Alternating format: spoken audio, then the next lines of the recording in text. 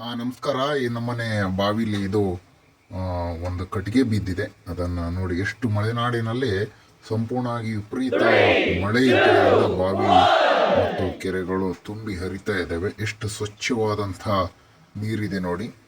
ನಮಸ್ಕಾರ ಎಲ್ಲರಿಗೂ. ಮತ್ತೊಮ್ಮೆ ಲಕ್ಷ್ಮೀ ವೆಂಕಟೇಶ್ ಹನಿ ಫಾರ್ಮ್ಗೆ ಸ್ವಾಗತ. ಯಾರು ನಮ್ಮ ಚಾನಲ್ಗೆ ಸಬ್ಸ್ಕ್ರೈಬ್ ಆಗಿಲ್ಲ, ಸಬ್ಸ್ಕ್ರೈಬ್ ಆಗಿರಿ. ಜೇನಿಗೆ ಸಂಬಂಧಪಟ್ಟಂಥ ಸಂಪೂರ್ಣ ವಿಡಿಯೋಗಳು ಮತ್ತು ಕ್ರಿಯಾತ್ಮಕ ವಿಡಿಯೋಗಳನ್ನು ನಾವು ನೀಡ್ತಾ ಇರ್ತೇವೆ. ಏನಾದರೂ ನಿಮಗೆ ಡೌಟ್ಸ್ ಅಥವಾ ಏನಾದರೂ ಅನಿಸಿಕೆ ಇದ್ದರೆ ಕಮೆಂಟ್ ಸೆಕ್ಷನಲ್ಲಿ ತಿಳಿಸ್ಬೋದು.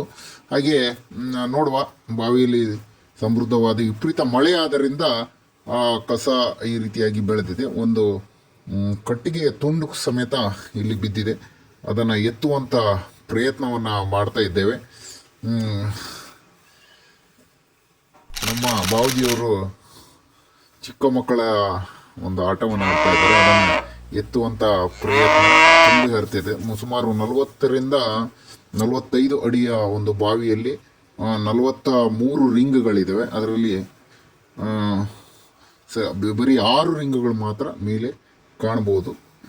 ನೋಡುವ, ಸ್ವಚ್ಛಂದವಾಗಿರುವಂಥ ಕಟ್ಟಿಗೆಯನ್ನು ಎತ್ತುವಂಥ ಒಂದು ಪ್ರಯತ್ನ ಸಕ್ಸಸ್ ಆಗ್ತದಂತ ನೋಡುವ ಸತತ ಪ್ರಯತ್ನವನ್ನು ಮಾಡ್ತಾ ಇದ್ದೇವೆ.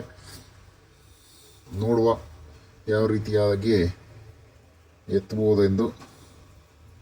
ಮಲೆನಾಡಿನಲ್ಲಿ ವಿಪರೀತ ಮಳೆ ಆದ್ದರಿಂದ ಎಲ್ಲ ಬಾವಿಗಳು, ಇದೊಂದೇ ಬಾವಿ ಅಂತ ಇಲ್ಲ, ನಮ್ಮ ಬೇಣದಲ್ಲಿ ಇರುವಂತಹ ಬಾವಿಯನ್ನು ಹೊರತುಪಡಿಸಿ ಎಲ್ಲ ಬಾವಿಗಳು ತುಂಬಿ ಹರಿತದೆ. ಈಗ ಒಂದು ಸ್ವಲ್ಪ ಮಳೆ ಕಡಿಮೆ ಆಗಿದೆ. ಇದು ಆಗಸ್ಟ್ ತಿಂಗಳಿಂದ ಜೂನ್ ಜುಲೈ ಇಲ್ಲಿ ವಿಪರೀತ ಮಳೆ ಇದರಿಂದ ಅದು ತುಂಬಿ ಹರಿಯುವಂಥ ಚಾನ್ಸಸ್ಗಳು ಇರ್ತದೆ. ಅದು ಪೈಪ್ ಮೂಲಕ ನಾವು ಬಿಡ್ತೇವೆ. ನೋಡುವ, ಎತ್ತುವಂಥ ಪ್ರಯತ್ನ ಮಾಡ್ತಾ ಇದ್ದಾರೆ. ಬರ್ತದ ಹೇಗೆ ಅಂತ ಹೇಳಿ ಸತತ ಪ್ರಯತ್ನ ಶಶಾಂಕ್ ಅವರಿಂದ. ನೋಡುವ ಯಾವ ರೀತಿಯಾಗಿ.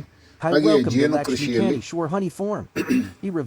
ಮುಖ್ಯವಾಗಿ ಮಳೆಗಾಲದಲ್ಲಿ ಅವುಗಳನ್ನು ಪ್ರತಿ 15 ದಿನಕ್ಕೊಮ್ಮೆ ಅವುಗಳನ್ನು ನೋಡ್ತಾ ಇರಬೇಕು. 15 ದಿನಕ್ಕೆ ನೋಡ್ತಾ ಇದ್ರೆ ಅವು ಯಾವುದಾದರೂ ಪ್ರಾಣಿಗಳು ಅಥವಾ ಹುಳಗಳ ಡಿಸ್ಟರ್ಬೆನ್ಸ್ ಇದೆಯೋ ಅಂತ ಹೇಳಿ ನೋಡಬೇಕಾಗ್ತದೆ.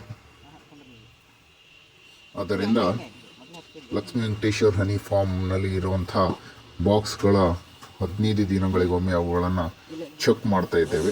ಯಾವ ರೀತಿಯಾಗಿ ಅವು ಕೆಲಸವನ್ನು ಮಾಡ್ತಾ ಇದ್ದಾವೆ. ಮತ್ತು ಸೂಪರ್ ಮತ್ತು ತಾಯಿ ಗೂಡಿನಲ್ಲಿ ಅವು ಆಲ್ರೆಡಿ ತುಪ್ಪ ಇರ್ತದೆ. ಆ ತುಪ್ಪವನ್ನು ಸಂಪೂರ್ಣವಾಗಿ ಅವು ಕುಡಿದಿರ್ತವೆ ರಾಣಿಯ ಒಂದು ಆದೇಶದ ಮೇರೆಗೆ. ಆದ್ದರಿಂದ ಅವುಗಳನ್ನು ಪ್ರೊಟೆಕ್ಟ್ ಮಾಡಬೇಕು. 15 ದಿನಕ್ಕೆ ಕಂಪಲ್ಸರಿ ಅಡಿಮಣೆಯನ್ನು ಸಿಗಬೇಕು. ಈ ಪ್ರಕೃತಿಯಲ್ಲಿ ಯಾವುದೇ ರೀತಿಯಾದಂಥ ಹೂಗಳು ದೊರೆಯುವುದಿಲ್ಲ. ಉಪಾಗಿ ಅಂತ ಹೇಳಿ ಒಂದು ಫಲ ಬರ್ತದೆ. ನಮ್ಮ ಮಲೆನಾಡಿನಲ್ಲಿ ಹೆಚ್ಚಾಗಿ ಬಳಸ್ತಾರೆ, ಎಲ್ಲರಿಗೂ ಗೊತ್ತಿರ್ಬೋದು. ಈ ರೀತಿಯಾಗಿ ಸಂಪೂರ್ಣವಾಗಿ ಹನಿಯನ್ನು ಸೂಪರ್ನಲ್ಲಿ ಎಲ್ಲವನ್ನು ಕುಡ್ದಿರ್ತವೆ. ನೋಡ್ಬೋದು, ಎಲ್ಲ ಖಾಲಿಯಾದಂಥ ರಟ್ ಇದು. ಇದರಲ್ಲಿ ಬೇಸಿಗೆ ಜುಲೈ ಮೇ ತಿಂಗಳಲ್ಲಿ ಇವೆಲ್ಲ ಪಿಲ್ಲಪ್ ಆಗಿ ಶೀಲ್ಡ್ ಮಾಡಿ ಇಟ್ಕೊಂಡಿರ್ತವೆ.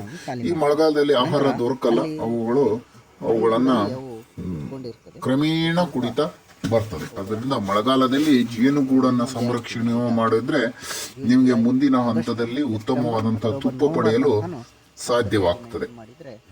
ಇಲ್ಲಿ ನೀವು ಗಮನಿಸಬಹುದು, ಜೇನಿನ ರಟ್ಟನ್ನು ಸಂಪೂರ್ಣವಾಗಿ ಖಾಲಿ ಮಾಡಿ ಹಗುರಾಗಿದೆ. ಆ ರೀತಿಯಾಗಿ ಜೇನನ್ನು ಸಾಕಾಣಿಕೆ ಮಾಡುವುದು ಮುಖ್ಯವಾಗಿ ಮಳೆಗಾಲದಲ್ಲಿ ಮಲೆನಾಡಿನಲ್ಲಿ ಬಹುಮುಖ್ಯವಾಗಿರುತ್ತದೆ. ಗೇಟನ್ನು ಹಾಕಿರ್ತೇವೆ. ಗೇಟ್ ಅಂದರೆ ಕಂಜುರ್ಗಿ ಹುಳ ಅಂತ ನಮಗೆ ದೊಡ್ಡ ಹುಳಗಳ ಒಂದು ಕಾಟ ಇರ್ತದೆ. ಆ ಹುಳಗಳ ಪ್ರೊಟೆಕ್ಷನ್ಗೆ ಒಳಗೆ ಹೋಗಿ ಆ ಹುಳುಗಳನ್ನು, ಜೇನು ಹುಳುಗಳನ್ನು ಹಿಡಿದುಕೊಂಡು ತನ್ನ ಮರಿಗಳಿಗೆ ತಿನ್ನಿಸುವಂತಹ ಒಂದು ಆಹಾರವಾಗಿ ಅದು ಇಟ್ಕೊಂಡಿರ್ತದೆ. ಆದ್ದರಿಂದ ಅದನ್ನು ಪ್ರೊಟೆಕ್ಷನಿಗಾಗಿ ಮತ್ತೆ ಯಾವುದೇ ಡಿಸ್ಟರ್ಬೆನ್ಸ್ ಆಗಿ ರಾಣಿ ಹಾರು ಹೋಗಬಾರ್ದು ಅನ್ನುವ ಕಾರಣದಿಂದ ನಾವು ಅದನ್ನು ಗೇಟನ್ನು ಹಾಕಿ ಮಳೆಗಾಲದಲ್ಲಿ ಪ್ರೊಟೆಕ್ಷನ್ ಮಾಡ್ತೇವೆ. ನೋಡಿ, ಅವು ಸೂಪರ್ನಲ್ಲಿ ಇನ್ನೂ ಅಲ್ಪ ಸ್ವಲ್ಪ ಇರುವಂತಹ ತುಪ್ಪವನ್ನು ಸೇವಿಸ್ತಾ ಇದ್ದಾವೆ.